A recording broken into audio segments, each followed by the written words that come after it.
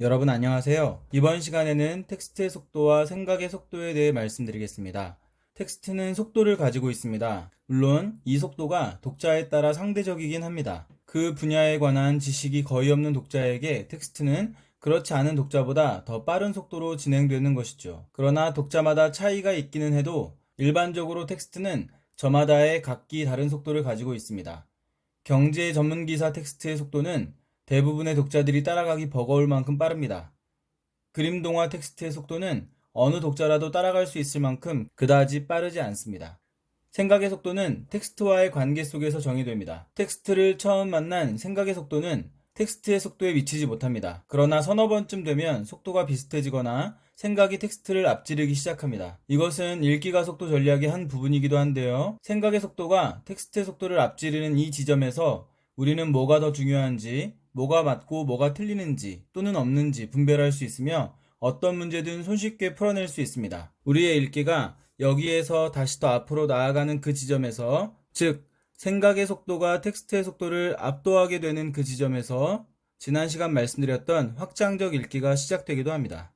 영화에 빗대어 설명해 보겠습니다. 어떤 영화를 처음 보는 사람이 있습니다. 영화의 줄거리를 쫓아가느라 그의 생각의 속도는 결코 영화 텍스트의 속도에 미치지 못합니다. 시각과 청각을 포함한 그의 감각과 정신은 시종일관 영화 텍스트에 끌려다니죠. 그러나 두 번째, 세 번째는 다릅니다. 속도가 빨라지는 건 앞에서 말씀드렸으니 생략하고 그에게서 분석적 읽기가 이루어집니다. 무엇이 중요한지, 어떤 장면을 주목해 봐야 하는지 알아차리게 되는 것입니다. 텍스트에 대한 분석이 이루어지는 것이죠. 뿐만 아니라 의미들을 발견하기도 합니다. 아마 다들 경험해 보셨을 겁니다. 아, 그래서 그런 장면이 있었던 거구나. 아까 그렇게 말한 이유를 이제야 알겠네. 이렇게 말입니다. 텍스트에 대한 이해가 더욱 깊어지는 것이라고 말할 수도 있겠습니다. 여기서 더 나아가면 어떻게 될까요? 네, 앞에서 말씀드렸듯이 확장이 이루어집니다. 우리의 생각은 영화 텍스트 안에만 머물러 있지 않고 밖으로 뛰어나와 다른 텍스트들을 만나고 수많은 의미들을 만들어냅니다. 여기까지 가는 것이 공부의 목적이라고 지난 시간에 말씀드렸습니다. 따라서 우리의 읽기는 계속해서 반복되어야 합니다. 우리의 생각은 텍스트의 속도를 압도하여 확장 또 확장해 나가야 하는데요. 이유는 텍스트 자체가 지닌 속도 때문입니다. 그래야 어떤 텍스트가 주어져도 읽어낼 수 있기 때문입니다. 우리가 비문학 영역에서 만나게 되는 텍스트들은 대부분 우리에게 속도를 허락하지 않습니다. 아주 빠르게 달아나는 어려운 내용의 글들이죠. 하지만 포기하지 않고 읽고 또 읽어 우리의 생각이 텍스트를 앞지르는 것을 경험하고 텍스트와 텍스트가 연결, 확장되는 것을 경험하면 제 아무리 어려운 텍스트라도 결국에는 우리에게 속도를 허락하게 될 것입니다. 이 내용 오늘은 여기까지 하고요. 다음 시간에는 사실, 분석, 비판, 창의라는 읽기의 4단계에 대해서 살펴보겠습니다. 그럼 문제풀이로 가볼까요? 1번 문제, 일치하지 않는 것을 고르는 문제. 1번 명제, 클럽제 큰 고정비용 이 키워드인데요. 클럽제를 설명하는 세 번째 단락에 나와 있는 내용이죠. 케이블 TV를 예로 들면서 광범위한 지역 배선 공사, 큰 고정비용에 대한 기억이 있습니다. 입증 가능, 적절한 명제. 2번 명제, 대부분의 재화, 배제성, 경합성 모두 정도가 키워드인데요. 두 번째 단락에서 확인할 수 있는 내용입니다. 입증 가능, 적절한 명제고요. 3번 명제, 키워드는 공공재, 조세, 보편, 공급입니다. 마지막 단락 마지막 줄에서 확인할 수 있는 내용이었죠. 무임승차자의 문제를 거론하면서 시장 경제를 통한 공급이 어려우니 조세 재원을 통해 보편 공급하는 경우가 많다고 했습니다. 입증 가능, 적절한 명제입니다. 4번, 공유자원 사적 비용만을 고려, 소비, 자원의 고갈 정도가 키워드인데요. 공유자원을 소개한 네 번째 단락에서 확인할 수 있는 내용입니다. 공유자원의 비극에 대한 설명이네요. 입증 가능, 적절한 명제.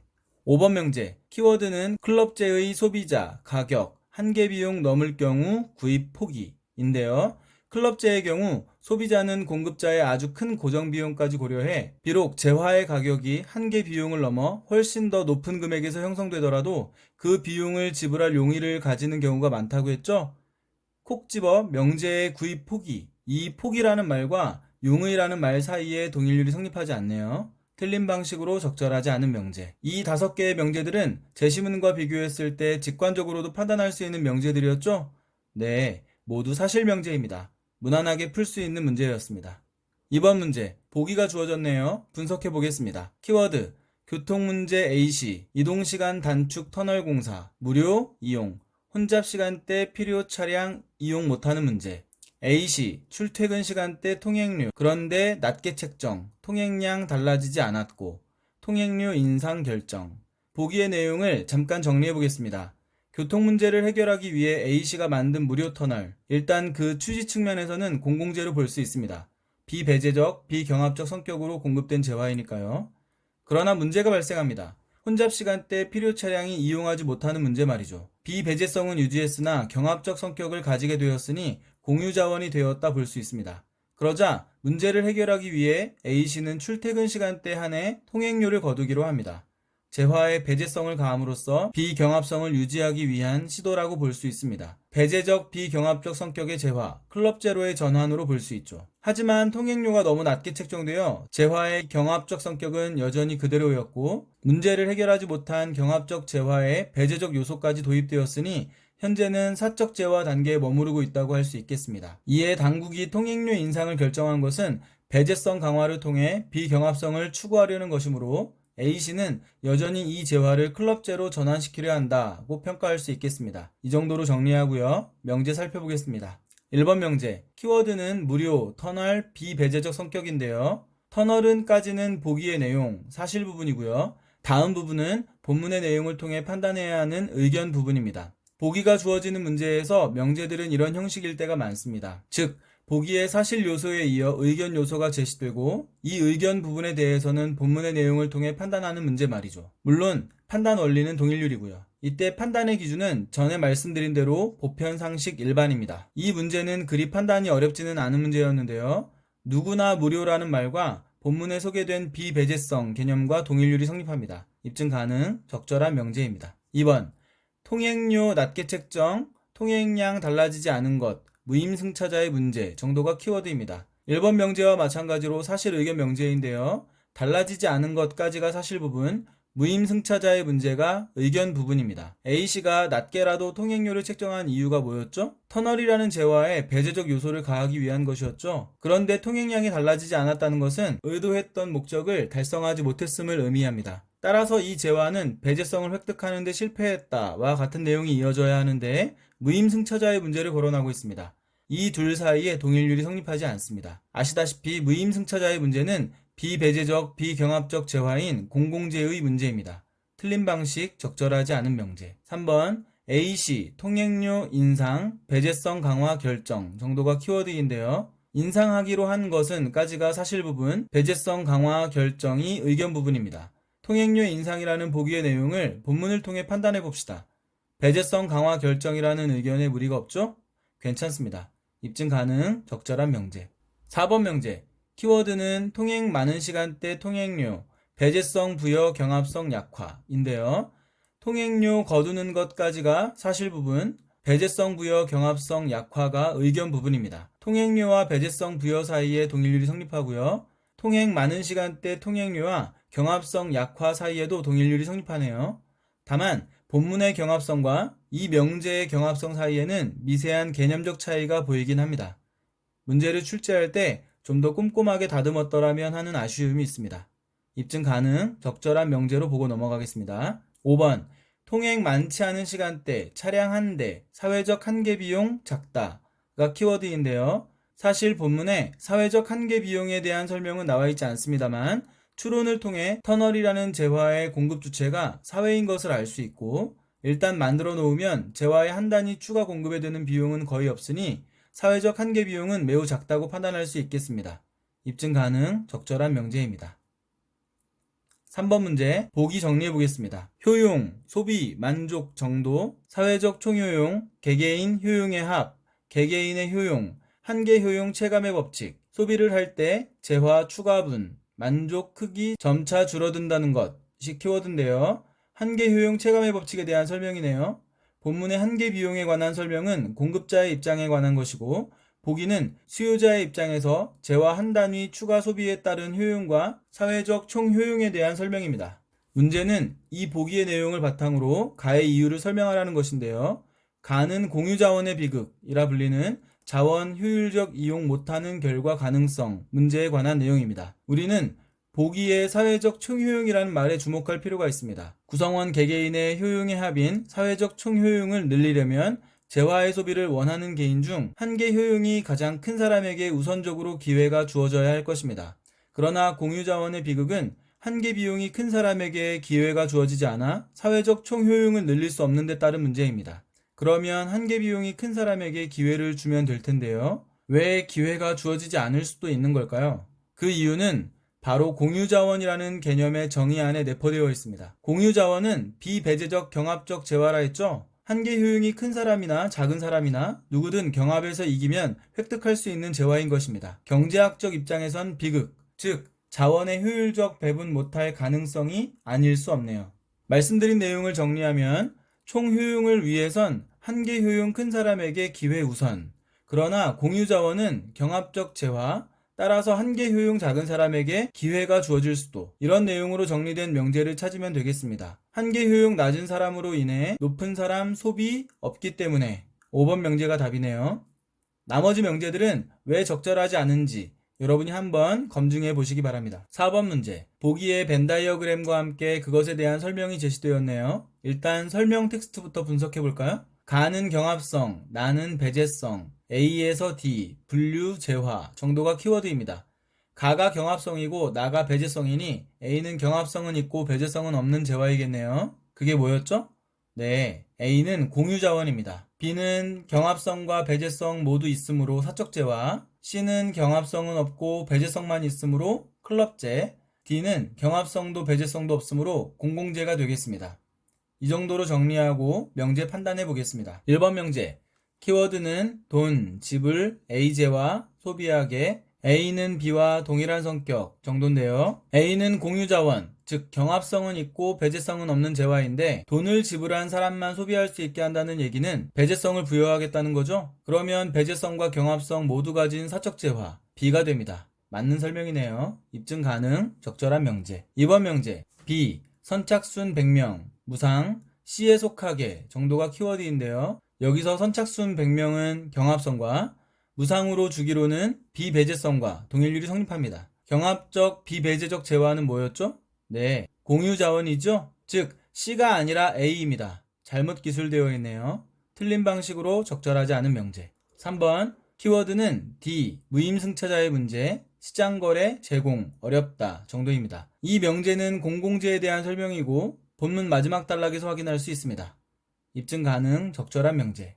4번 명제, 가, 해당, 않는재와 소비, 다른 사람, 소비, 방해, 않는다 정도가 키워드입니다. 여기서 가, 해당, 않는 재화는 경합성이 없는 재화를 의미하죠. 이어지는 내용은 비경합성에 대한 설명이고요. 동일률 성립하네요.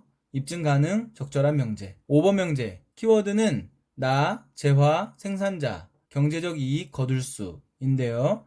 배제성을 가지고 있는 재화, 즉 사적 재화와 클럽재의 생산자는 자신의 경제적 이익을 실현할 수 있죠?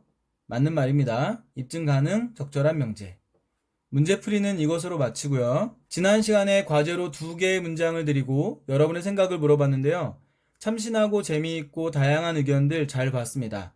적극적으로 참여해 주셔서 감사드립니다. 영화를 물질로 할 수 있는가 라는 질문에 대해서는 있다 없다 양쪽으로 의견이 갈렸는데요. 지난 시간에 다루었던 강물과 함께 질문으로 드렸던 영화와 우리의 삶, 이 세 가지를 같이 살펴보겠습니다. 우선 여러분, 이 셋의 공통점이 있습니다. 뭘까요? 네, 바로 시간 안에 존재하는 대상들이라는 공통점입니다. 즉, 시간이라는 축 위에 존재할 때 비로소 그 모습이 선명하게 드러나는 대상들입니다. 이 대상들을 시간으로 미분하면 우리는 수많은 순간들을 만나게 되죠. 지난 시간에 다루었던 물질화 개념으로 일반화해서 표현해보면 비물질적인 대상을 시간으로 미분하면 물질화된 순간들을 만나게 된다 정도가 되겠습니다. 이 대상이라는 자리에 삶과 강물과 영화라는 말을 넣어봅시다. 강물을 시간으로 미분하면 우리는 순간의 강물을 만난다. 영화를 시간으로 미분하면 우리는 프레임들을 만난다. 삶을 시간으로 미분하면 우리는 삶의 순간들을 만난다. 흐르는 강물과 순간의 강물에 대해서는 앞에서 이미 다루었던 내용들이고요. 영화의 경우는 1초당 29.97프레임으로 이루어져 있는데 이것을 미분하면 우리는 29.97분의 1초라는 순간순간의 장면들을 만날 수 있습니다. 거기서 더 미분할 수 없는 것이 영화의 한계라면 한계일 수 있는데 순간의 강물이나 삶의 순간들이 우리의 생각 속에서나 가능한 것과는 달리 영화는 순간을 표상하는 하나의 장면으로 29.97분의 1초 한 프레임이 주어집니다. 영화가 인위적으로 만들어진 사물이기에 보이는 특징이라 할 수 있는데요. 29.97분의 1초짜리 순간이라 사실 가짜 순간이죠? 일단 이 이야기는 여기까지만 하고요. 우리는 무엇을 보는가? 영화를 보는 우리가 한 프레임 한 프레임을 인지할 수 있는 것은 아니니 타임라인 위에 구현되고 있는 비물질적 사물인 영화를 본다. 비물질화된 영화를 본다. 실제하는 것은 프레임이 아니라 스크린 위에 구현되는 영화다. 이 정도로 말할 수 있겠습니다. 삶에 대해서는 어떨까요? 두 번째 문장의 오늘이나 하루는 비물질화된 우리의 삶을 미분했을 때 만날 수 있는 삶의 순간들 중 하나일 것입니다. 물론 거기서 더 미분할 수 있기는 합니다. 저는 이 순간들이 크고 작은 욕망들로 점철되어 있다고 전제했습니다. 나의 삶은 어디에 실제하는가? 라는 질문은 우리 삶의 본질이 어디에 있는가? 라는 질문입니다. 즉, 우리 인생의 본질이 과연 욕망으로 뒤엉킨 순간의 삶에만 있겠는가? 하는 반성적 질문으로 시작하여 과연 우리는 삶을 어떻게 정의하고 어떻게 살아가야 하는가? 라는 궁극적 질문에까지 나아갈 수 있다는 것입니다. 여러분, 오늘 다루었던 내용 중 공유자원의 비극 기억하시나요? 공유자원의 비극은 사람들이 사회적 비용이 아닌 사적 비용만을 고려하기 때문에 발생하는 비극입니다. 주관적 만족감이 더 큰 사람이 더 작은 사람으로 인해 기회를 빼앗겨 발생하는 비극이죠. 사적 비용과 만족감이 더 작은 사람이라는 단어에서 여러분은 무엇을 발견하셨나요? 저는 사적 비용이라는 단어에서 욕망으로 뒤엉킨 순간들을 봅니다. 자신의 작은 만족감을 내세워 더 큰 사람의 만족감을 빼앗는 사람에게서도 순간의 욕망에 사로잡힌 모습을 목격합니다. 존재가 물질화된 욕망의 순간에 갇혀있을 때 보게 되는 우리 자신의 모습입니다. 그러나 시야를 조금만 넓혀 흘러가는 우리의 삶을 바라보면 우리는 순간과 욕망으로부터 자유로워집니다. 여러분, 혹시 지난 3월 마스크 대란 때 나는 오케이, 당신 먼저 캠페인 기억하시나요? 자기가 받은 국가재난지원금을 다시 기부하는 사람들에게서 여러분은 무엇을 보시나요? 저는 이들에게서 사회적 비용을 고려하고 만족감이 더 큰 사람을 먼저 생각할 줄 아는 사람들의 흘러가는 삶을 보았습니다. 순간의 욕망으로 자신의 삶을 정의하지 않고 나의 삶은 어디로 흘러가는가? 나의 삶은 어디에 실제하는가? 끊임없이 자신의 삶의 본질에 대한 질문을 던지는 사람들이 버티고 있는 세상에 비극은 존재하지 않습니다. 그동안 선진국이라 불리던 나라들마다 사재기로 마트의 진열대가 텅텅 비고 세계 시민들의 불안이 극에 달했을 때 우리는 평온했습니다. 지나치다 싶을 정도로 잔잔하고 평화로웠습니다. 우리의 시야가 순간에 매몰되지 않고 전체 흐름을 바라볼 수 있을 만큼 넓어져 있었기에 가능했던 일 아닌가 싶습니다. 나 아닌 남을 배려하고 생각하는 연대도 사실은 순간이 아닌 전체를 볼 수 있는 시력을 가졌을 때 가능한 것이거든요. 이 정도로 오늘 강의 내용은 정리하기로 하고요. 바라기는 우리 모두가 한 번쯤은 늘 바삐 재촉했던 걸음을 잠시 멈추고 자신의 삶을 스스로 정의해보았으면 하는 바람이 있습니다.